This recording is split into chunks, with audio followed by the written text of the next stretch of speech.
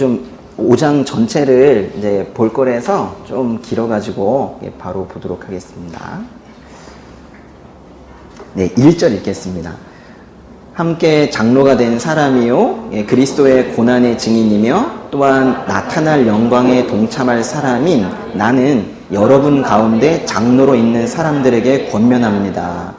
베드로는 그 베드로 전서라는 이 편지를 마무리하면서요, 벌써 이 5장 중에 5장까지 온 건데요, 자신을 함께 장로가 된 사람이라고 소개를 합니다. 이 장로라는 직분은 지금도 교회에 있죠. 근데 그거랑 조금은 다르고요. 옛날에는 그 교회의 지도자들은 다 장로라고 했어요. 그리고 장로 중에 한 명이 설교를 했고, 그래서 목사도 장로였습니다. 그러니까 여기서 지금 말하는 장로라는 것을 좀 이렇게 큰 범위로 본다면 교회의 영적 리더들 또는 교회의 직분자들 모두 얘기할 수 있겠지만, 사실은 이 정황상으로 볼 때 목사님들 얘기하는 겁니다. 예. 이 사도 베드로잖아요. 사실은 예수님의 제자이지 자신을 장로라고 말하기에는 어떤 면에서는 좀 마땅치는 않아요. 근데 그들과 함께 같은 호칭을 자신에게 지금 달아놓은 겁니다. 그런데요, 장로 베드로인 동시에 사도 베드로인 이 베드로가 다른 장로들에게, 다른 목사님들에게 권면을 하면서 목사님들 잘 들으세요 라고 하지 않고 자신을 이렇게 소개를 하는 거예요. 장로이면서 그 다음에 뭐라고 합니까? 그리스도의 고난의 증인이며 또한 나타날 영광에 동참할 사람인 나. 말은 길어도 이런 말들은 외워두셔도 괜찮아요. 그리스도의 고난의 증인이며 또한 나타날 영광에 동참할 사람인 명호, 지혜, 뭐 이런 식으로 하면 좋잖아요. 라고 소개하고 있는 거예요.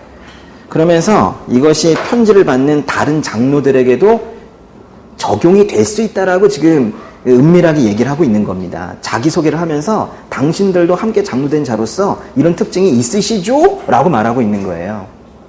실제로는 그 편지를 받는 사람들은 나는 그리스도의 고난의 증인이고 또한 나타날 영광에 동참할 사람인 나라고 고백을 하지 못할 그 정도 용기가 없는 사람들도 많이 있을 텐데, 자기소개를 하면서 은밀하게 다른 사람에게도 그 성품과 속성을 이렇게 지금 전달시키고 있는 겁니다. 참 놀라운 표현 아닙니까? 우리가 누군가에게 자신을 어떻게 소개하고 있냐라는 거예요. 이게 지금 성경 말씀이라고 했지 실은 편지거든요. 베드로가 지금 다른 사람에게 편지를 쓰면서 나 베드로 이러지 않고 지금 이렇게 표현을 했단 말이에요. 예수 그리스도의 고난을 눈으로 보고 또 귀로 들었던, 그리고 또 예수님을 어떤 경우에는 부인하면서 마음으로 울었던 그 베드로가 이후에는 이제 복음을 전파하고 다니면서 많은 핍박을 받았고, 유대 전승에 따르면 예수님처럼 그렇게 십자가에 달릴 수는 없다. 나는 거꾸로 매달아 달라 해서 거꾸로 매달린 십자가 처형을 당해서 결국 죽었는데요. 이 그리스도의 고난의 증인, 이 말이 단순히 예수님이 고난 당하신 것처럼 나도 힘들었다, 이런 말 정도는 아닌 것 같아요. 우리는 종종 간증을 한다 해서 여기서 이제 마이크를 들게 되면 이 간증을 하는데 예수 그리스도의 고난의 증인이 되어서 여기 마이크를 들어야 되는데 나의 고난이 증인이 되어서 간증을 하는 경우가 있어요. 나 이렇게 힘들었다 이거예요. 물론 마지막은 좋게 하나님께서 보호해 주셨다라고 끝나긴 하지만 그 간증의 상당 부분을 나 너무 힘들었어요 이러고 많은 경우들이 있어요. 근데 베드로는 지금 자신이 복음을 전하느라 얼마나 힘들었는가를 말하고 싶은 건 아닌 것 같습니다. 그저 나는 그리스도의 고난을 목격한 사람이다. 나는 그리스도께서 고난당한 거를 봤다. 라는 걸 지금 말하고 싶은 것 같아요. 그리스도의 고난의 증인이라고 자신을 소개한 이유는 그러나 단순하게 봤다. 난 예수 그리스도께서 십자가에 고난당하시는 걸 봤다. 채찍질 당하는 모습을 봤다. 억울한 재판을 당하시는 걸 봤다. 이 정도에 끝난 것이 아니라 그 의미를 알았던 것 같아요.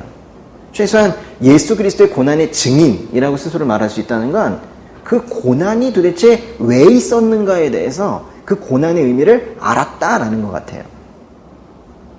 이사야서 53장에 보면 우리의 허물이 그를 찔렀고 우리의 악함이 그를 상하게 했다. 그가 책망을 받아서 우리가 평화를 누리고 그가 매를 맞아서 우리의 병이 나은 것이다. 우리는 모두 양처럼 길을 잃고 제각각 자기 길로 흩어져 가버렸지만 여호와께서는 우리 모두의 죄악을 그에게 지우셨다라는 그 말씀에서 바로 그가 자신이 3년간 동행했었던 그 예수님이라는 걸 알고 있었기 때문에 자신을 그리스도의 고난의 증인이다 이렇게 말할 수 있었던 거예요.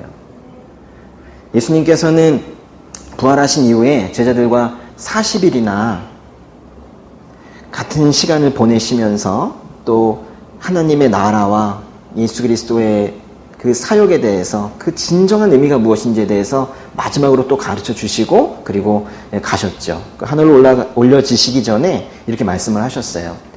그리스도께서 분명히 당신이 그리스도이신데도 불구하고 그리스도께서 이렇게 말씀을 시작하셨는데요. 그리스도께서 고난을 겪고 3일째 되는 날 죽은 사람들 가운데서 다시 살아날 것이며 또 예루살렘으로부터 시작해서 모든 민족에게 그의 이름으로 죄 용서를 받는 회개가 전파될 것이다. 너희는 이 일들의 증인이다. 이렇게 말씀하시고 올려지셨어요. 말하자면 예수 그리스도의 증인이 될 것이다. 라고 제자들과 그 옆에서 가르침을 받고 있는 사람들에게 증인이 될 것이라고 그들의 정체성을 알려주고 가신 거예요.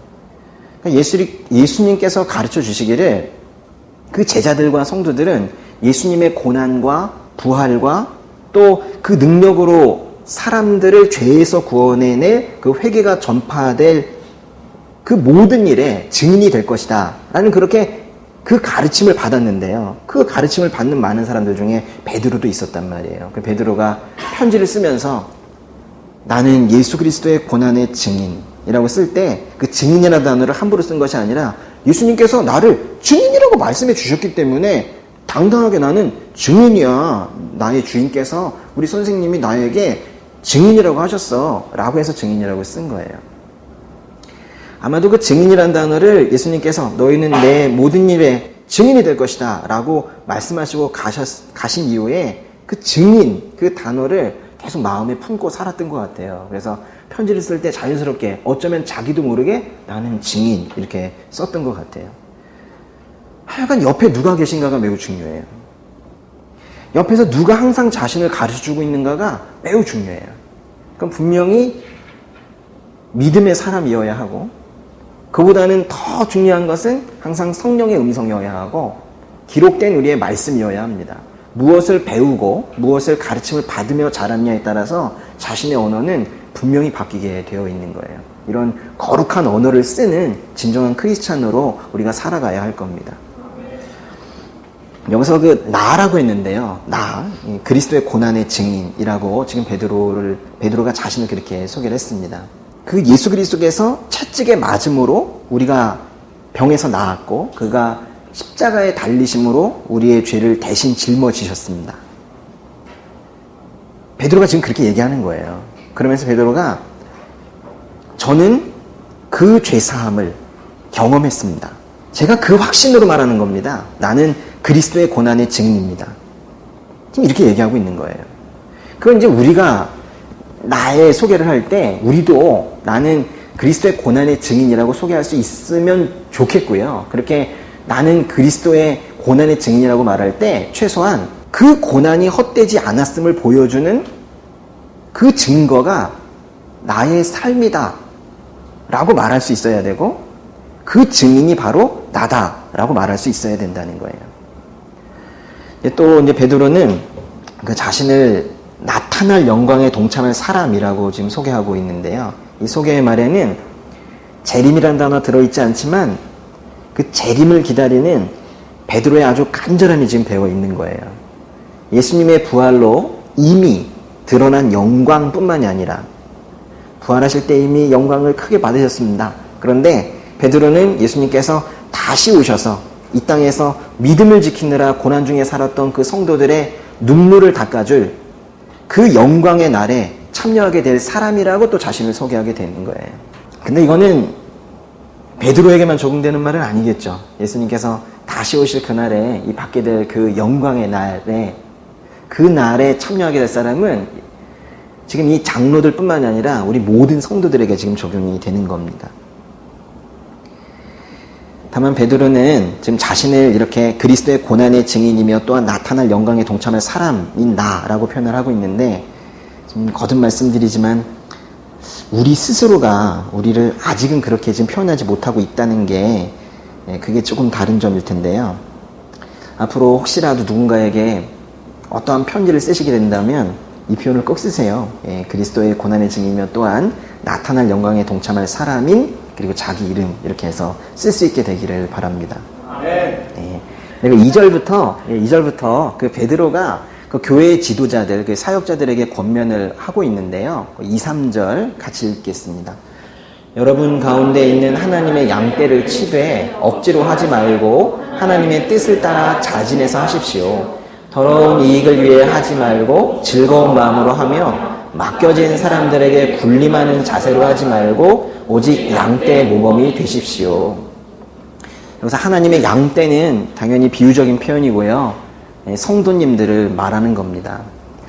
교회 목사나 직분자들이 양떼를 칠 때에는 어떻게 해야 되는지를 지금 가르쳐주고 있는 건데요. 여기서 양떼를 친다라는 그 헬라어 단어는 포이마이노라는 단어가 있는데요. 포이마이노. 이 포이마이노라는 헬라어 단어에서 유래되어서 나온 단어가 패스터라는 단어예요. 패스터, P-A-S-T-O-R 뭐예요? 목사라는 단어예요. 그러니까 목사는 양떼를 치는 자라는 뜻입니다. 그러니까 베드로는 교회를 섬긴다는 의미의 그 여러 가지 표현이 있음에도 불구하고 특별히 그 중에서도 양떼를 친다라는 이 포이마이노라는 표현을 쓴 거는 아마도 이 편지를 쓸 때 예전에 그 예수님과 함께 있었을 그 갈릴리 바다 해변의 어떠한 한 장면이 떠올랐을 거예요. 그 부활하신 예수님께서 하루 갈릴리 바다로 오셨죠. 밤새 물고기를 한 마리도 잡지 못한 베드로와 그 동료들에게 부활하신 예수님께서 아침 일찍 나타나셔서 저쪽에서는 베드로와 그 동료들이 고기를 잡고 있고 이쪽 해변가에서는 예수님께서 숯불을 피우고 생선을 구워서 빵과 함께 이렇게 차려놓고 아침 조반 있죠. 이 조반을 만들어 놓고는 기다리고 계셨단 말이에요. 베드로와 그 동료들이 와서 맛있게 먹고 아침 식사가 다 끝나자 예수님께서 베드로에게 물었습니다. 요한의 아들 시몬아, 내가 이 사람들보다 나를 더 사랑하느냐? 베드로가 예 주여, 제가 주를 사랑하는 것을 주께서 하십니다 라고 대답했더니 예수님께서 뭐라고 말씀하셨게요? 그게 질문하고 답변하고 끝나지 않았어요. 날 사랑하느냐? 네, 주께서 하십니다. 그랬더니 뭐라고 그랬어요? 찾아보실래요? 요한복음 21장 15절 찾으셨으면 한번 읽어보세요. 뭐라고 그러셨어요? 네, 어린 양떼를 먹여라 하셨죠. 또 예수님께서 베드로에게 두 번째 물었습니다. 그 밑에 절 보시면은 요한의 아들 시몬아, 네가 나를 사랑하느냐? 그랬더니 베드로가 예 주여, 제가 주를 사랑하는 것을 주께서 하십니다 라고 대답했더니 그땐 예수님께서 또 뭐라고 말씀하셨어요? 내 양떼를 쳐라 라고 말씀하셨죠. 바로 이때 예수님께서 내 양떼를 쳐라 하신 그날 아침에 그 예수님의 음성, 그게 예수님이 가신 이후에도 자기 머릿속에서 떠나지 않고 계속 베드로에게 맴돌았던 거예요. 그래서 그 명령을 베드로가 잊지 않고 있었고 자기도 모르게 이 장로들, 즉 목사님들에게 권고를 하면서 양떼를 칠 땐 이렇게 하라라고 지금 편지를 쓰게 된 거예요. 사실 이 부분의 권면은 사실 목사님들이라고 그랬잖아요. 근데 사실 제가 좀 아팠던 게 좀 최근에 좀 많이 일이 많았어요. 나쁜 일이 아니라 그냥 일이 많았어요. 할 일이 아주 많았어요. 항상 많았는데요. 최근에 좀 많았어요. 근데 그 중에 시험이 하나가 있었어요. 근데 사실 내일 목사고시 합격자 발표가 나는데요. 이게 저에게 목사고시 합격자 발표를 하루 앞둔 저의 입장에서는 지금 이 말씀이 제가 설교를 하면서도 여러분에게 지금 하는 설교 같지 않고 저에게 그냥 하는 그 말씀 같아서 참 많은 생각을 하게 되더라고요. 제가 뭐 종종 울었다는 얘기를 하는데 저기 잘 울지는 않습니다. 근데 이 설교 준비하면서 많이 울었습니다. 베드로가 이 목사님들에게 이렇게 권면을 하는 건데 저는 저에게 주시는 말씀으로 받았습니다. 그러나 지금 현재 목사님이건 아니건 우리는 모두 크리스천 리더십으로 살아야 되는 리더들인 거 아세요? 크리스천은 한 명도 빠짐없이 세상의 리더라는 걸 아십니까? 그걸 아직 안 배우셨군요. 꼭 아셔야 돼요. 크리스천은 한 명도 빠짐없이 리더입니다. 세상은 지금 멸망해 가고 있고 악한 세상에서 다들 죽어가고 있고 먼저 이끌어줘야 될 사람이 누구겠어요? 먼저 회복된, 먼저 믿음을 가진, 구원된 이 성도님들이죠. 그렇기 때문에 크리스천은 모두 리더십을 가지고 있어야 돼요. 그래서 오늘은 저는 저 나름대로 저에게 주신 말씀으로 또 받을 겁니다. 그러니까 여러분은 또 여러분 나름대로 그렇게 크리스천 리더십으로 살아가는 우리가 어떻게 살아야 될지에 대해서 이 권면을 잘 들어보셨으면 좋겠습니다. 베드로는 양을 칠 때 세 가지는 하고 세 가지는 하지 말라고 지금 하는데요. 베드로는 일단은 뭘 하라 하냐면 첫째, 하나님의 뜻을 따라 자진해서 양을 치라고 합니다. 둘째, 즐거운 마음으로 하라고 합니다. 셋째, 양떼 모범이 되라고 합니다. 그 중간중간에 그 역에 반대의 어떤 권고들도 하고 있는데요. 하라 하지 말라 하라 하지 말라 하라 하지 말라 이렇게 지금 벽을 이루면서 말씀을 쓰고 있죠. 예수님께서 하나님의 아버지의 뜻에 따라 이 땅에 오셔서 고난을 겪으시면서까지 가르치시고 복음을 전파하시고 치유하신 것처럼 목사님들도 그렇게 오직 하나님의 뜻에 따라 말하고 행하셨던 예수님처럼 그렇게 살아야 된다는 거예요. 이거는 조금 어려운 말로 하면은 소명의 근거가 어디에 있냐는 거예요. 자신이 목사로서 또 크리스천으로서 살아야 되는 소명의 근거가 어디에 있냐는 거예요. 신적 소명으로 복음을 전해야지 집안에서 원했기 때문에 목사가 됐습니다. 또는 뭐 여러 가지 은사를 볼 때 저라면 제가 좀 말씀을 전해야 되지 않을까요? 이런 자기의 판단으로 목사가 되고 복음을 전하고 해서는 안 된다는 거예요. 그 양을 치는 것은 또 마음에서 우러나온 그 자발적인 동기에 의해서여야 한다는 건데요. 목회가 직업이 되어서 또는 어쩔 수 없이 예배를 인도하고 어쩔 수 없이 신방을 하는 그런 슬픈 참극은 생겨서는 안 된다는 거예요.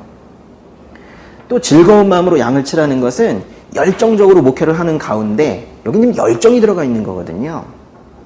주님께서 그 주시는 그 기쁨, 그걸 양분 삼아서 하루하루를 경쾌하게 열정적으로 그렇게 살아가라는 거예요.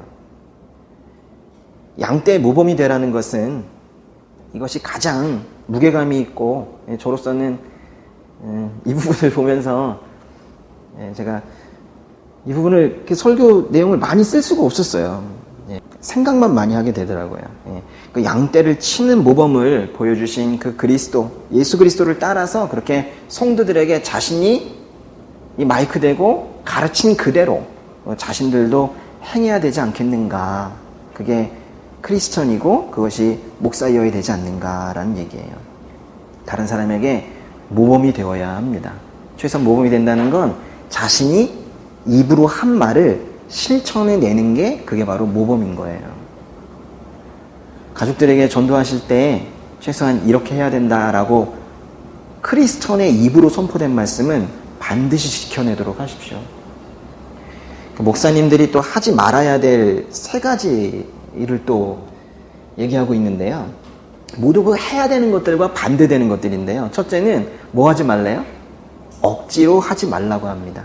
둘째, 더러운 이익을 위해서 하지 말라고 합니다. 셋째, 맡겨진 사람들에게 군림하는 자세로 하지 말라고 합니다. 이렇게 세 가지 해야 될 것, 세 가지 하지 말아야 될 것들을 모든 목사와 크리스천 리더들이 책상 앞에 써놓고 있어야 될 것 같아요. 여기 하지 말라고 하는 것들 좀 더 자세히 보시면 실제로 마음은 없으면서도 성도들을 도구 삼아서 억지로 목회하고 그 안에서 어떤 재정적인 이익 등 그 이익을 챙기려 하면 절대로 안 된다는 거예요. 억지로 목회하는 사람들은요, 특징이 있어요. 억지로 목회하는 분들은 반드시 목회를 하고 그거 하느라 얼마나 힘들었는지 자신의 공로를 내세우게 되어 있습니다. 저는 제발 어떤 목사도 어떤 크리스천도 이런 건 안 했으면 좋겠어요. 어떤 말이냐면 내가 하나님과 교회를 위해서 내가 얼마나 고생했는 줄 알아? 이런 말은 아주 혼잣말이라도 하지 않았으면 좋겠습니다. 그것은 그동안 그 목회자가 또 그 크리스천이 또는 그 직분자가 실제로 수고를 했다 하더라도 하나님의 눈으로 볼 때 그 모든 수고는 그 말을 내뱉는 순간 다 헛수고 되는 거예요. 하나님의 영광을 가로채는 그런 사역은 안 하니만 못합니다. 내가 얼마나 했는 줄 알아? 어디 감히 하나님 앞에서 그런 말을 할 수 있냐는 거예요. 그리고 또 맡겨진 사람들에게는 군림하는 자세를 가지면 안 된다는 건데요. 참 어려운 말이죠. 군림하는 자세라는 말은요, 주인 행세하는 거 말하는 거예요. 주인 행세하는 거. 교회의 머리 되시고 주인 되신 분은 오직 예수 그리스도 한 분뿐이신데, 마치 목회자가 자신의 교회된 것처럼, 내 교회인 것처럼 그렇게 교회에 대한 소유권을 주장하고 교회에 마치 주인된 것처럼 행세해서는 절대로 안 된다는 거예요. 딴 건 몰라도 여러분 교회는 지금 그렇게 하고 있습니까? 그거는 아멘을 하실 필요는 없는데, 제가 계속 저에게 물어야 되는 거죠. 그렇죠? 나는 그렇게 하고 있는가를 물어야 되는 것이죠. 예수님께서 베드로에게 내 양떼를 쳐라 하고 말하기 전에 무슨 질문을 먼저 하셨어요? 나를 사랑하느냐라고 물으셨죠? 그러니까 이제 베드로가 주께서 아십니다 그랬더니 예수님께서 내 양떼를 쳐라 하신 거예요. 예수님은 참 좋으신 분이세요. 베드로에게 나를 사랑하느냐라고 물으신 거는 당신에 대한 베드로의 사랑과 충성을 확인하려고 하신 게 아니에요. 그렇게 오해하시는 분들이 많이 있어요. 너 지난번에 나 부인하더니 나 사랑하는 거 맞냐? 이게 아니라고요. 그게 아니라 나를 사랑하느냐? 네, 그렇습니다. 그래? 나를 사랑한다면 내 양떼를 쳐라. 그 예수님의 마지막 시선은 결국 양떼에게 있는 거예요. 내 양떼를 먹이라, 내 양떼를 쳐라. 이 악한 세상에서 내 양들이 다치지 않도록 잘 보호하고, 목사들아 잘 들어라, 내 양들을 잘 가르쳐라. 내가 너를 사랑한 것처럼 사랑하고, 내가 너의 허물을 덮은 것처럼 그들의 허물을 덮어주고, 내가 너의 모범이 된 것처럼 그들의 모범이 되어라. 그 말씀을 하신 거예요. 요한복음 21장이 그렇게 귀한 말씀입니다. 4절 읽겠습니다. 그렇게 하면 목자장이 나타나실 때 여러분은 시들지 않는 영광의 면류관을 받게 될 것입니다. 여기서 목자장은 예수 그리스도이신데요. 예수님이십니다. 목자의 장이시라는 거예요. 예. 영어로 하면요, 그 목자는요, 그 양치 있는 사람들은 셰퍼드라고 하잖아요. 스펠링 맞습니까? 근데 목자장은 여기서 지금 얘는 목사님들 말을 하는 거예요. 근데 거기에 chief, 그죠? 목자장, chief shepherd를 말하는 거예요. 예수님이십니다. 예수님께서 다시 오실 때 그 신실하게 섬긴 모든 목자에게 영광으로 상을 주실 것이라는 그런 말씀인데요. 신실한 목자들은 정말 이 세 가지 해야 될 것, 세 가지 하지 말아야 될 것을 잘 지켜낸, 그리고 여기 정확히 쓰진 않았지만 예수님을 사랑하는 마음을 가진 그런 목자들은 시들지 않는 영광의 면류관을 쓰게 될 거래요. 시들지 않는 영원한 영광의 면류관을 주님께서 직접 머리에 씌워주신다면, 그 전에 이 땅에서 좀 고난이 있었다 하더라도, 또는 어떤 어려움이 있었다 하더라도 다 하나도 기억나지 않을 만큼 다 잊혀지지 않겠습니까? 예? 모두 보상될 것 같지 않아요? 크리스찬이 그렇게 사는 거예요. 몰랐습니까? 예.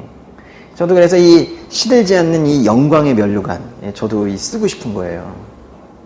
중요한 단어는 역시나 이 chief shepherd, 목자장인데요. 이게 뭐냐면 목자들의 장, 말하자면 목회자들의 위에 예수님이 계신 것이고, 그 목회자들에게 그 3절 첫 단어가 뭐예요? 맡겨진이죠. 그 맡겨진 양떼들은 말 그대로 맡겨진 것이지, 그 양떼들은 목자들의 소유가 아니라는 거예요. 그 양떼들은 목자장이신 예수 그리스도의 소유라는 것입니다. 그러니까 예수님께서 이렇게 말씀하시는 거예요. 그 크리스천들은 모두 나의 소유이다. 그 중간에 세워놓은 그 직분자들, 또 목사들은 그들을 맡겼으니 잘 보호하고 가르쳐라 라고 지금 말씀을 하고 계시는 거예요. 그렇게 해서 아주 짧지만 아주 굵직한 권면을 그렇게 목사님들에게 하시고, 이게 지금 어디 목사님들에게 하신 거냐면 베드로가 그 소아시아 터키 지역에 거기 여러 교회 목사들에게 지금 한 얘기예요. 그리고 나서 이제 5절에 이제 대상이 좀 바뀌었습니다. 5절 읽을까요?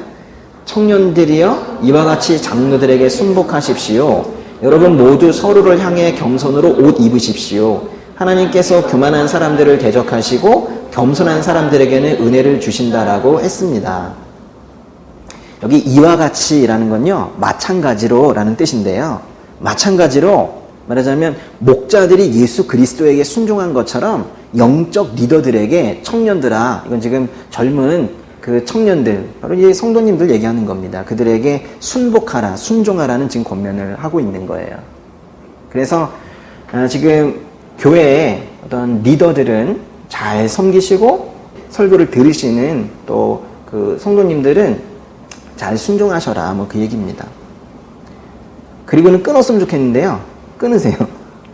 말하자면요, 5절의 두 번째 문장부터는, 두 번째 문장과 여러분부터는 그 교회의 모든 사람들에게 하는 권면입니다. 그래서 그 장로들, 목사님들에게는 조금 긴 권면을 했고요. 그리고 그 청년들, 성도님들에게는 아주 짧은 권면을 하고 끝난 건데요. 이제부터는 장로들이든 또는 청년들이든 모두가 들어야 되는 그런 권면인데요. 이 성경의 절은요, 여기 지금 몇 장 몇 절 할 때 그 절은 편의상 나눈 거기 때문에 그 안에서 이렇게 의미 단위로 다시 나누어지는 경우들도 많이 있습니다. 5절의 후반부에서는 겸손을 말하고 있는데요. 이거는 6절로 계속 이어지고 있습니다. 예. 베드로는 우선 성도들 상호 간에 서로 겸손하라고 합니다. 거기 겸손으로 옷 입으라고 했는데요. 그 겸손이라는 것을, 이게 옷 입으라는 건 뭐냐면요, 이 허리에 뭐 이렇게 딱 허리띠를 차듯이 허리에 딱 동요 매라는 겁니다. 질끈 묶으면서. 서로 겸손하다라는 것은, 이거는 분명히 서로를 공손하게 대하라는 그런 의미가 여기에 포함이 되어 있을 거예요. 겸손을 권면하면서 그 따옴표 안에 있는 말씀이 그 잠언의 말씀인데요. 잠언 3장 34절에 그 말씀을 인용하고 있습니다. 하나님께서는 교만한 사람들을 대적하시고 겸손한 사람들에게는 은혜를 주십니다. 이것은 어떤 한순간에 교만이나 겸손으로 판단되는 게 아니라 뭐 잠깐 교만했거나 겸손했거나 이걸로 판단되는 게 아니고요. 분명히 지속된 생활 속에서 교만을 버리고 겸손한 자들에게 은혜가 주어질 거다라는 의미일 거예요. 은혜라는 것은, 은혜, 나의 공로를 묻지 않고 또 나의 자격을 따지지 않고 그저 하나님께서 일방적으로 주시는 선물을 말하는 건데요. 짧게 말하면 은혜는 선물이에요. 은혜라는 단어가 어려우시면 성경을 보실 때 하나님께서 주신 선물 이렇게 바꿔서 읽으시면 이해가 잘 되실 거예요. 참으로 부족하기 짝이 없는 우리가 일한 대로만 받는다면 우리는 삶을 살아가는데 가장 중요한 몇 가지, 구원, 사랑 등 몇 가지는 결국 얻지 못할 거예요. 우리에게는 그래서 하나님의 선물이 꼭 필요합니다. 은혜, 즉 선물을 원하신다면, 원하세요? 네.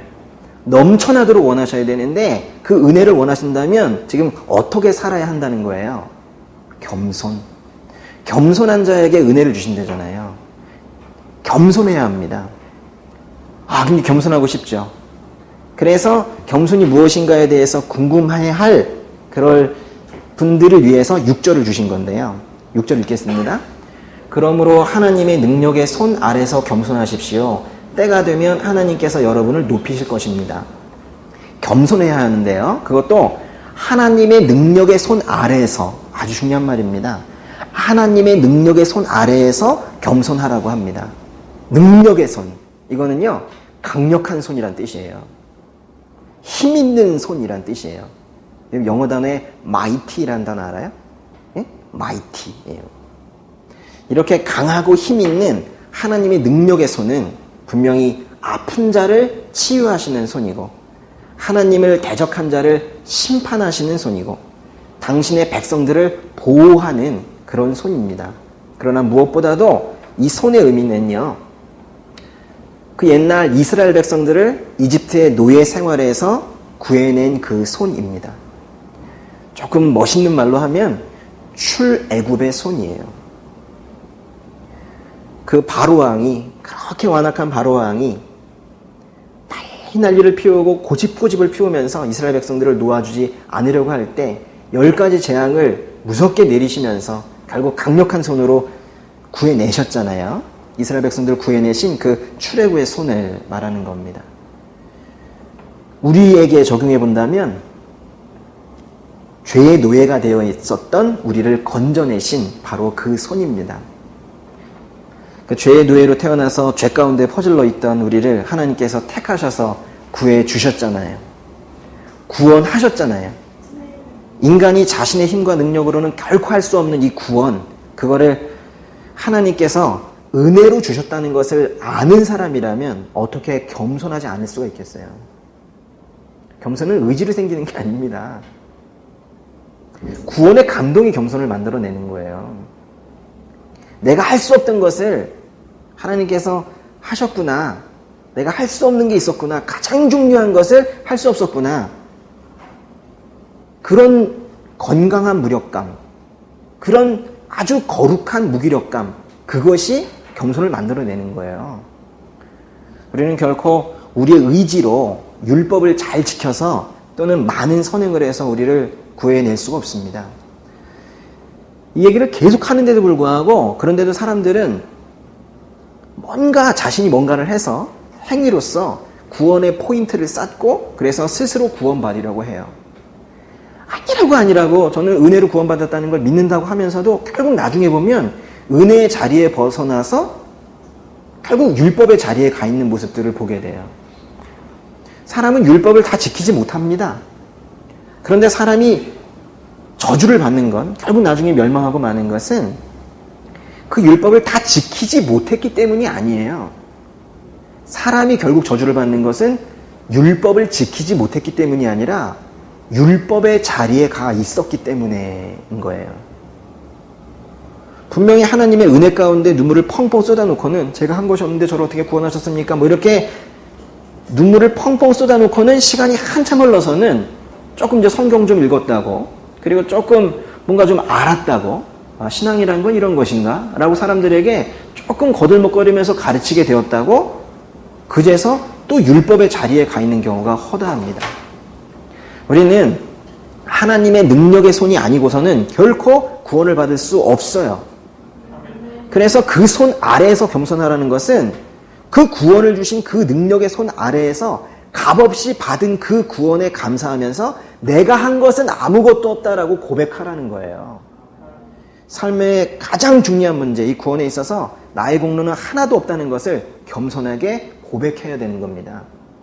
그 겸손함으로 구원의 여정을 함께하고 있는 이 교회의 지도자들과 성도들을 그렇게 겸손함으로 그렇게 대하셔야 되는 거예요. 교회 안을 잘 둘러보세요.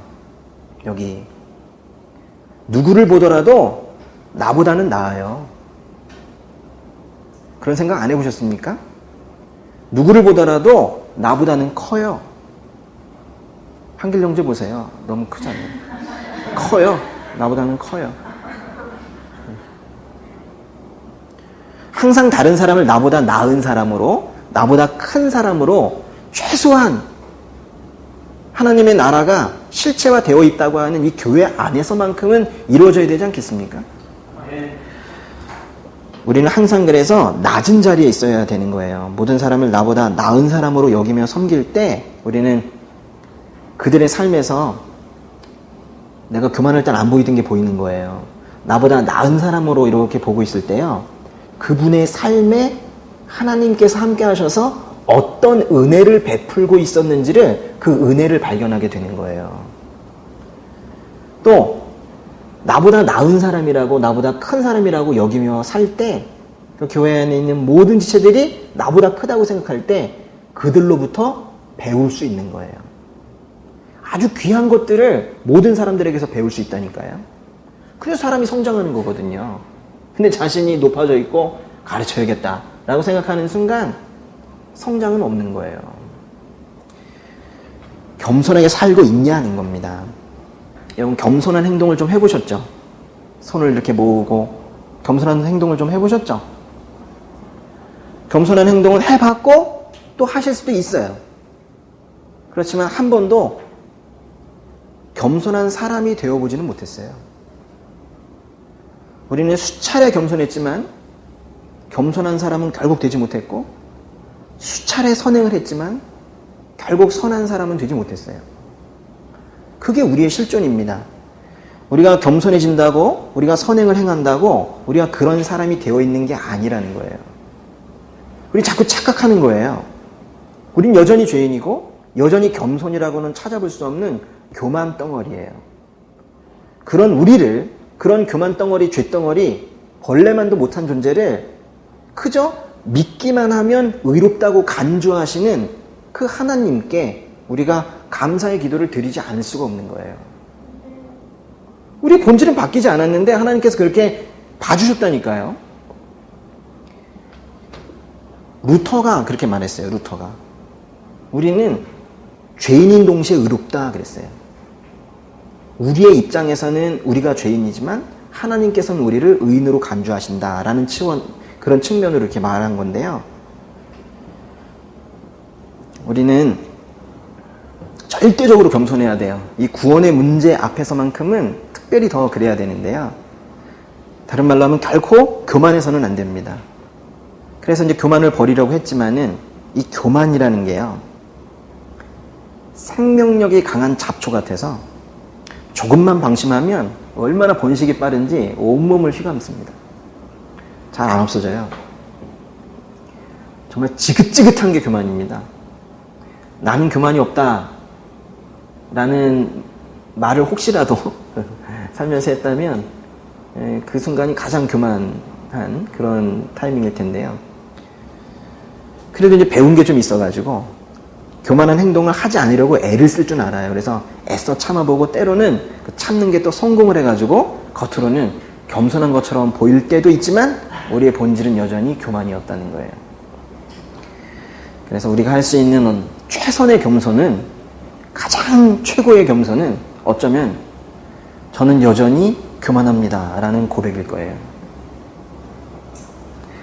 그렇게 겸손한 고백을 하게 될 때 하나님의 영이 일하십니다. 그래서 그 교만의 싹을 잘라내기 시작하셔요. 꼭 기억하시기 바랍니다. 저는 여전히 교만합니다라는 그런 고백을 할 때 그때 하나님의 영, 성령께서 일하실 수 있다고요. 환부, 아픈 곳을 인정을 해야 의사가 메스를 대듯이 우리가 우리의 죄악된 부분을 인정을 해야 성령께서 과감히 수술을 해 나가시는 거예요. 그런 걸 회개한다고 하는 겁니다. 그렇게 살다 보면은 언젠가 6절 끝에 보세요. 때가 되면 하나님께서 여러분을 높이실 겁니다. 이게 진짜예요. 스스로 높아지려고 하면 오늘 말씀에 있는 대로 하나님께서 무슨 말씀이 있어요? 대적하신대잖아요. 하나님이 대적하시면 어떻게 해요? 그럼 바로 멸망이고 죽음입니다. 특별히 교회 안에서 스스로 자신을 높여가지고 교인들에게 영향력을 미치려고 자신의 명예를 높이려는 시도, 이런 것들이 있어요. 우리 교회에선 최소한 제가 보이진 않는 것 같습니다. 그런 분들은 없고요. 그런데 이제 교회가 조금 규모가 있기 시작하면 그런 분들이 꼭 나타나세요. 이렇게 교회 안에서조차 자신의 명예를 높이려는 그런 시도는 세상에서 가장 어리석은 일 중에 하나입니다. 스스로 낮아지려고 하는 자는 하나님께서 은혜를 주시고 때가 되면 높이실 겁니다. 이러한 권면도 베드로가 아마 스스로 생각한 그런 생각은 아닐 거예요. 마태복음 23장 12절에 보시면은, 마태복음 23장 12절에 예수님께서 또 가르쳐 주세요. 누구든지 자기를 높이는 사람은 낮아지며 누구든지 자기를 낮추는 사람은 높아질 것이다 라는 이런 가르침을 예수님께서 주셨는데, 그 사도 베드로는 그 예수님의 이 가르침을 기억하고 묵상하고 늘 그 말씀으로 그 자신을 채찍질해 왔던 것 같아요. 그래서 또한 베드로가 이 편지를 쓰면서 자연스럽게 높아짐과 낮아짐에 대해서 쓸 수 있었던 거예요. 거듭 말씀드리지만 또 예수님으로부터 배워야 하는 겁니다. 제가요, 베드로전서를 쭉 보고요, 복음서의 내용을 쭉 보니까요, 베드로전서에 새로운 내용이 하나도 없어요. 다 예수님께서 하신 말씀들이에요. 그거를 그대로 받고 그걸 그대로 이 자신에게 그 삶이 되어 있었던 베드로가 그 편지를 쓰면서 자연스럽게 썼는데 다 예수님의 가르침을 이렇게 쓰고 있는 거예요. 참 부럽지 않습니까? 이런 삶을 살아야죠. 이 베드로 전서가 베드로께 아닙니다. 그래서 여기서 그 높이신다는 건요, 뭐 세속적으로 유명하게 된다거나 사회에 큰 영향력을 행사하는, 그래서 뭐 국회의원 되고 장관 되고 하는 그런 사람으로 만든다는 뜻인지 또는 아닌지는 전 잘 모르겠어요. 이 부분은 아주 유명한 목사님들과 신학자들이 마음대로 많이 해석을 해 놓으셨는데요, 전 저를 잘 모르겠어요. 너무 해석이 달라서. 아마도 뭐 이렇겠죠. 결국 유명해지고 높아지고 싶은 분들은 이거를 사회적으로 영향력 있는 사람으로 세워주신다라고 해석을 하겠지만은 저는 그렇게 보이지가 않습니다. 때가 되면 높이신다. 이게 조금만 겸손하고 있다가 교만을 참고 있으면 나중엔 결국 높여주시겠는데, 세상에 아주 유명하게 만들어주시겠는데, 전 그렇게 보이질 않는 거예요. 근데 그렇게 해석하시는 분들이 많이 있습니다. 여기 높인다라는 말은요, 휩쏘오라는 단어가 있는데요. 휩쏘오. 이 헬라어 단어인데요. 이걸 휩쏘오라는 헬라어로 보는 분들은 절대로 이게 세상적으로 유명해지는 그런 말로 보이지가 않아요. 실제로 그게 세상적으로 높여주는 의미를 일부 담고 있다고 해도 실제로 이 부분을 그렇게 해석하기는 좀 어렵습니다. 휩쏘오, 이거는 들어 올린다라는 뜻이거든요. 그냥 높이가 높아지는 게 아니라 누군가 들어 올린다라는 뜻이에요. 이 단어는 성경에 몇 번 나오지 않습니다. 특별히 이 단어는 언제 쓰냐면요, 예수님께서 들어 올려지신다 할 때 쓰는 단어인데요, 예수님께서 들어 올려지신다라는 게 뭔 뜻인가요? 십자가에 달리신다는 의미죠. 원래 그 높아짐, 이거는 높아진다는 건 사람들이 잘못 생각하면 배부름과 명예의 최고치를 말하는 거겠지만은, 예수님께서 높아지신, 들어 올려지심은 십자가에 올라가신 바로 고난의 최고치를 말하는 거예요. 그래서 저는 오히려 때가 되면 하나님께서 우리를 높이신다라는 이 표현은 저는 이렇게 해석을 하고 싶은데요, 여러분이 동의하셨으면 좋겠습니다. 높아진다라는 건요, 우리가 주를 위해 할 수 있는 일의 지경이 넓어진다 라는 의미인 것 같아요. 우리가 주님을 위해 할 수 있는 일의 지경, 범위, 이런 건데요, 지경이 넓어진다 라는 의미로 저는 해석하고 싶은 건데, 저는 맞다고 생각합니다. 그 일은 꼭, 그러나 이름이 나지 않는 일일 수 있어요. 그리스도를 위한 그 일은 가장 비천한 일일 수도 있습니다. 교회에 휴지를 줍는 일일 수도 있어요. 제가 아주 좋아하는 스펄전 목사님, 아주 옛날 목사님인데요, 그분은 설교 중에 이런 말씀하신 적이 있어요. 나는 어떤 사람들이 나를 무시해 주기를 바랍니다. 어떤 사람들이 나를 무시해 주기를 바랍니다. 그 말은요, 자신의 어떤 무시하는 말을 해주길 바란다는 뜻이 아니라 자기가 있는지 없는지도 잘 모르는 상태가 되기를 바란다는 뜻인데요, 이 말씀을 하실 즈음에는 그 스펄전 목사님은 이미 엄청난 유명세를 타고 있던 그런 상태였었거든요. 주를 위해서 살 때, 우리 항상 주를 위해서 살아야 되는데요, 주를 위해서 살 때 가장 행복하고 기쁜 것은요, 크리스천으로서 또 목회자로서 가장 행복하고 기쁜 것은 아마도, 한번 적어보실래요? 가장 행복하고 기쁜 크리스천의 삶, 칭찬도 없이 비난도 없이 하나님을 위해서 일하는 거예요. 뭐도 없이요? 칭찬도 없이 비난도 없이 하나님을 위해서 일하는 것. 비난 막 받는 것도 좋은 건 아니에요. 그래서 스펄전 목사님이 그렇게 말씀하신 것 같아요. 어떤 사람들이 나를 무시해 주길 바란다. 저 구석에 빛도 없는 곳에서 있지만은 항상 칭찬도 없이 비난도 없이 하나님을 위해서 일하고 있다면 그건 누가 보실까요? 하나님이 보시죠. 그러니까 우리의 영혼이 거룩해지면요, 결코 우리의 이름이 널리 알려지거나 교회 안에서 사람들이 인정해 주기를 바라지 않아요. 그게 남아있다면 아직 우리의 영혼이 덜 거룩해진 거예요. 오직 주님과의 둘만의 시간을 최대한 많이 가질 수 있게 허락해 주세요 라고 기도해야 되는 거예요. 뭘 이렇게 일을 해가지고 또 교회 안에서 뭘 대단한 걸 해가지고 또 뭐 유명한 어떤 설교자가 되어가지고 이름이 막 나고 하는 그게 아니고요. 오히려 그거보다는 이름도 없이 빚도 없더라도 또 구석에 있더라도 주님과의 둘만의 시간이 최대한 많이 저에게 생길 수 있도록 그런 목자, 그런 성도 되게 하여 주세요 라는 기도가 귀한 거예요. 그래서 주님과 더더 친해지고, 그래서 마치 아버지가 5살짜리 아들을 제가 집에서 하고 있는 건데요, 이렇게 들잖아요. 요즘 너무 무거워졌어요. 요즘에는 너무 많이 먹어가지고 막내가 너무 무거워요. 근데 이제 그래 듭니다. 멋있게 보이려고요. 이렇게 들어요. 그래가지고 이렇게 올리는데 항상 이렇게 하다 보면은 저보다 더 위로 이렇게 올리게 되더라고요. 이런 게 진짜 들어 올리는 거예요.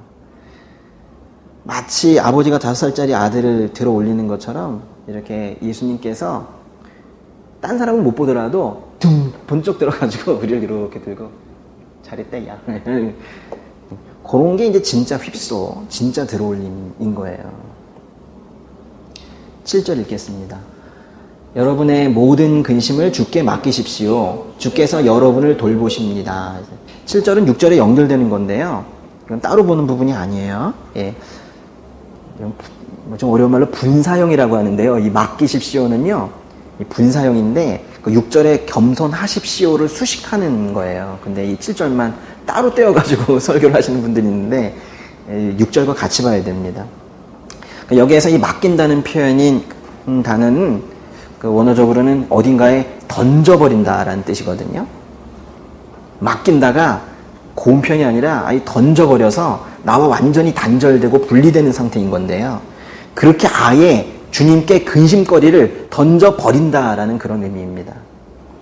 근심하고 있다는 것은 실은 어떤 걱정거리를 하나님께 맡기는 대신 스스로 짊어지고 있는 것을 뜻하는 건데요, 이거는 뭘까요? 이건 일종의 교만인 거예요. 지금 겸손과 교만 얘기가 계속 나오고 있는 건데요, 그래서 베드로는 모든 근심과 염려를 주께 맡기라고 지금 하는 겁니다. 아니 근데 근심 중에서 어떤 것은 뭐 스스로 처리하고 나머지를 주께 맡기라 이렇게 하지 않고 모든 근심을 주께 맡기라고 지금 하고 있잖아요. 모든 근심을 주께 맡긴다는 게 제가 지금 말씀은 드리고 있어도 그리 쉬운 일이 아니라는 걸 저도 알아요. 그러나 맡기세요. 모든 근심을 주께 맡기는 것은 이것이야말로 겸손함의 가장 높은 상태인 겁니다. 그 7절 끝에 보세요. 주께서 여러분을 돌보십니다. 돌보신다고 하잖아요. 왜 돌보실까요? 왜 그분이 우리를 돌보실까요? 예. 뭐 사람들은 밖에서요, 유신론, 무신론 이러면서 신 그러고 있지만 우리는 그분을 신인지 아닌지 뭐 그런 개념보다도 우리는 이미 그거 다 뛰어넘었고요. 우리는 그분을 지금 아버지라고 부르고 있지 않습니까? 아버지시니까요. 사랑하시니까요. 그러니까 우리를 돌보시죠.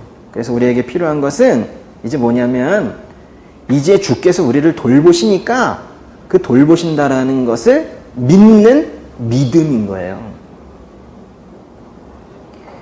모든 근심을 주께 맡겨라. 주님께서 돌보신다는 이 권면은 이 편지를 받는 수신자의 상황을 볼 때 매우 무게감이 있습니다. 이것은 로마 제국의 아주 혹독한 그 신앙 핍박이 이견되어 있는 상태에서 믿음을 지키며 사는 것으로 인해 생길 수 있는 어떤 문제에 대해서 근심하거나 염려하지 말라라는 그런 건데요. 여기 돌보신다라는 건 주님께서 계속 보고 계신다라는 의미인데요. 주님께서 계속 예의주시하시고 내가 너를 계속 생각하고 있다 이런 뜻이에요. 내가 계속 보고 있으니까 너무 걱정하지 마 하시는 거예요.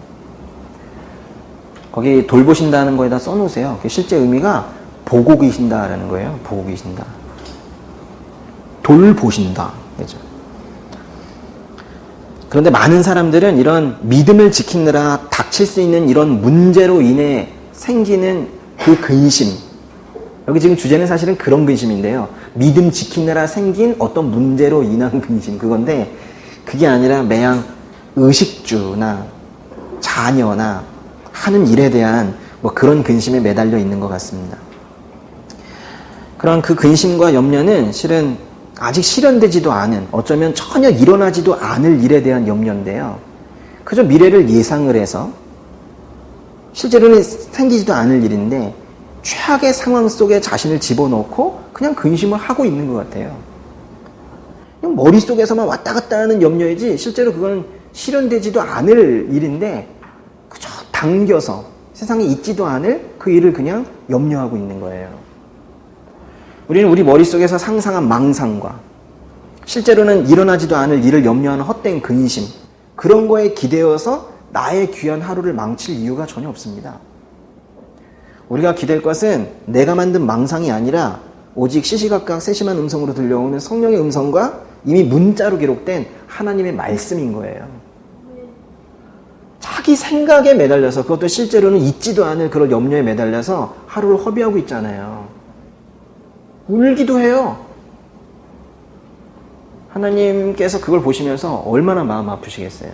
우린 그런 거에 기대지 않아야 됩니다. 우리의 기도도 엇나갈 수 있어서 기도한답시고 앉아서 염려하고 있는 우리의 모습 때문에 또 그래서 명확하게 주신 거예요. 이 기록된 말씀을 꼭 균형 있게 보라고 그래 주신 거예요. 꼭 하나님의 기록된 말씀을 꾸준히 보아야 합니다. 보다 말다 하면요, 우리 망상에 빠지게 됩니다. 이거는 꼭 지키셔야 해요. 제가 지금 아주 강하게 권면드립니다. 꾸준히 보셔야 돼요. 그리고 더욱 중요한 것은 그 기록된 말씀을 보고 믿어야 하는 거예요. 믿음으로 마무리되지 않으면 신앙생활의 열매는 결코 없습니다. 염려는 뭐 사람이라면 사실은 누구나 할 수 있는데요. 그런데 염려가 다 나쁜 건 아니에요. 염려 중에도 건강한 염려도 있어요. 하나님의 능력의 손 아래에서 겸손한 태도를 가진 사람이 자신의 그릇된 생각과 행동과 그런 음란한 자신의 모습들, 이런 것들에 대해서 염려를 하게 된다면 그것은 회개로 이어질 수 있기 때문에 건강한 염려도 있는 겁니다. 그러나 하나님 안에서 염려하지 않고 염려를 뚝 떼어서 자기 머릿속에서 뱅뱅 돌리고 있다면 그 염려는 점점 새끼를 치고 또 새끼를 쳐서 점점 커지고 심지어는 실체도 없는 그런 염려가 되면서 점점 죄의 성질을 가지게 되는 거예요. 지나친 염려는 분명히 죄입니다. 지나친 염려 자체도 죄이지만은 이런 지나친 염려는 또 다른 죄를 만들어내기도 하는데요. 하나님께서 세워주신 질서와 하나님의 뜻에 따라 일을 해나가는 것이 아니라 편법이나 불법으로 나아갈 수 있기 때문에 그래요. 지나친 염려에 빠진 자에게 불법의 유혹이 오면, 야, 돈으로 해결해, 권력을 해결해, 뭐 이런 유혹이 오면 금방 무너지고 말아요. 마귀의 시험에 금방 넘어지고 맙니다. 그래서 베드로는 겸손하라고 하고 8절 9절 읽을게요.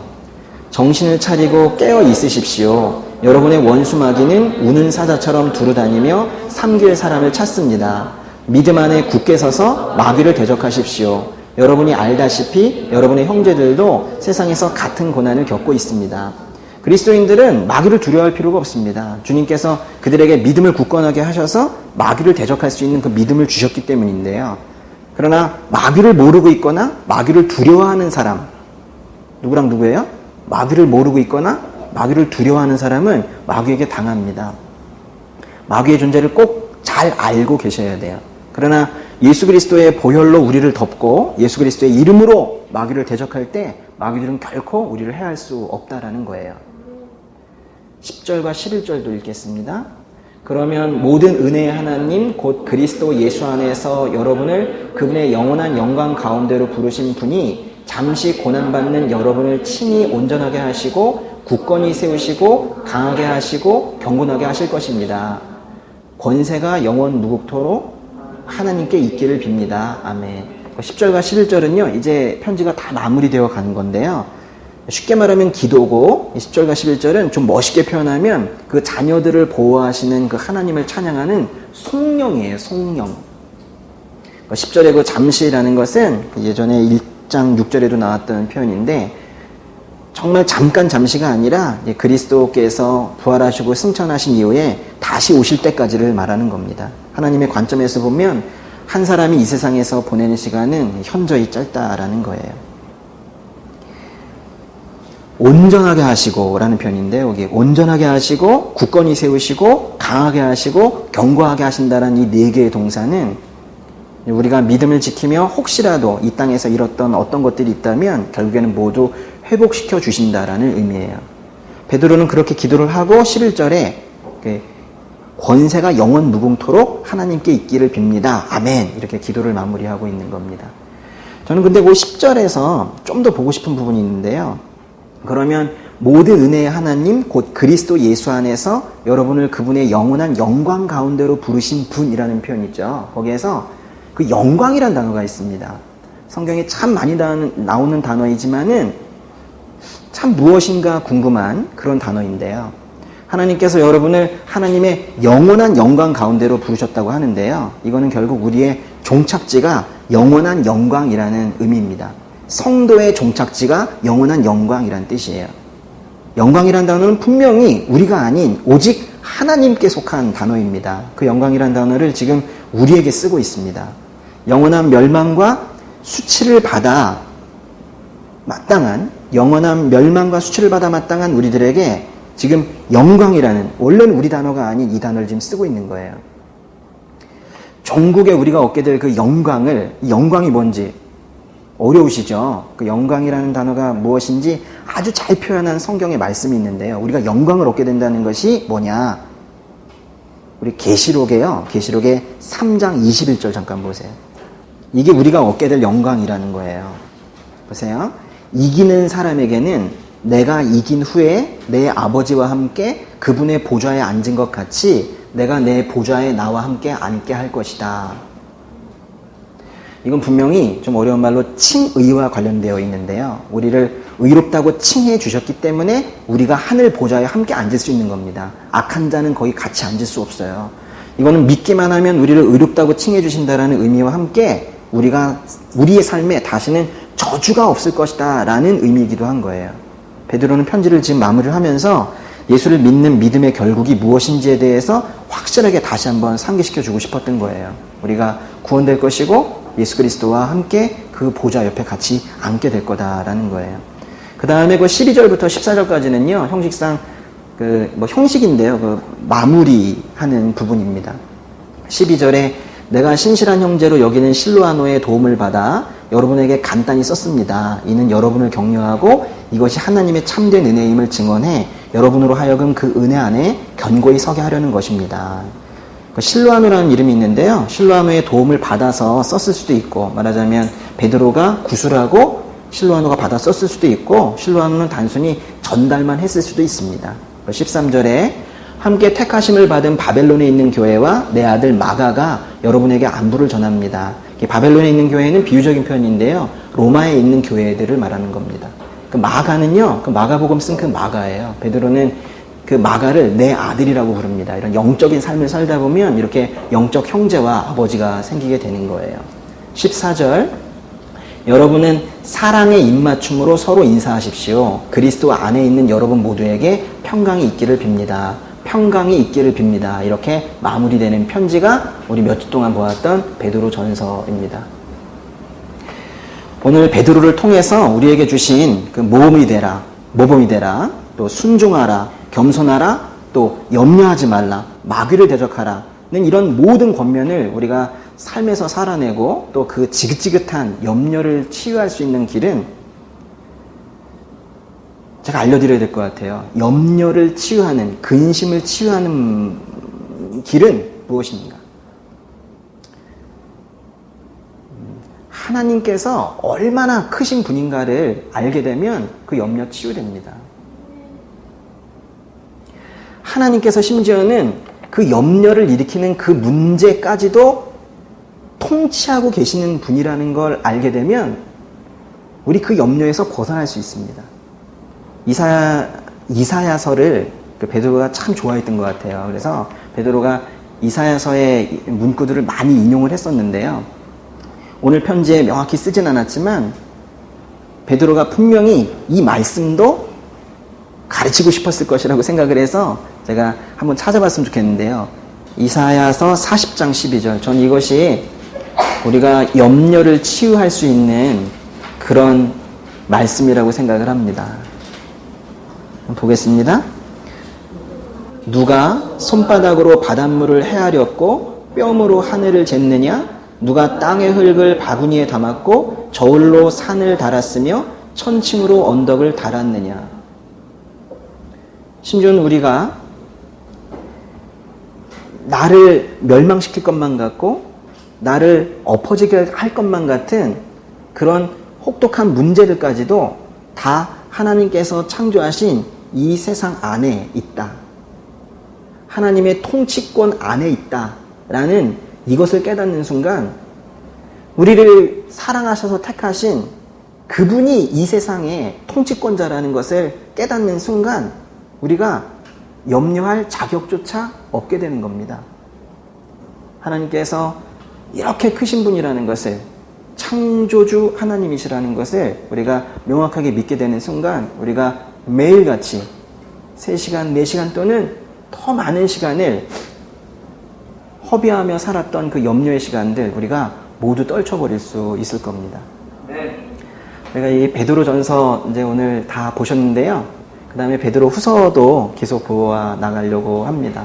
그리고 같이 베드로전서 보는 가운데 얼마나 귀한 편지인지 아셨죠? 그래서 우리 5장까지 오늘 다 말씀 나눴는데 그 유튜브에 있는 그 설교들도 다시 한번 들으셨으면 좋겠고, 그리고 1장부터 쭉 한번 그 떼지 말고 편지를 사실은 따로따로 본다는 게, 떼어서 본다는 게 좀 이상한 거죠. 한 자리에 앉으셔가지고 일단 기도하시고 그 다음에 읽으셨으면 좋겠어요.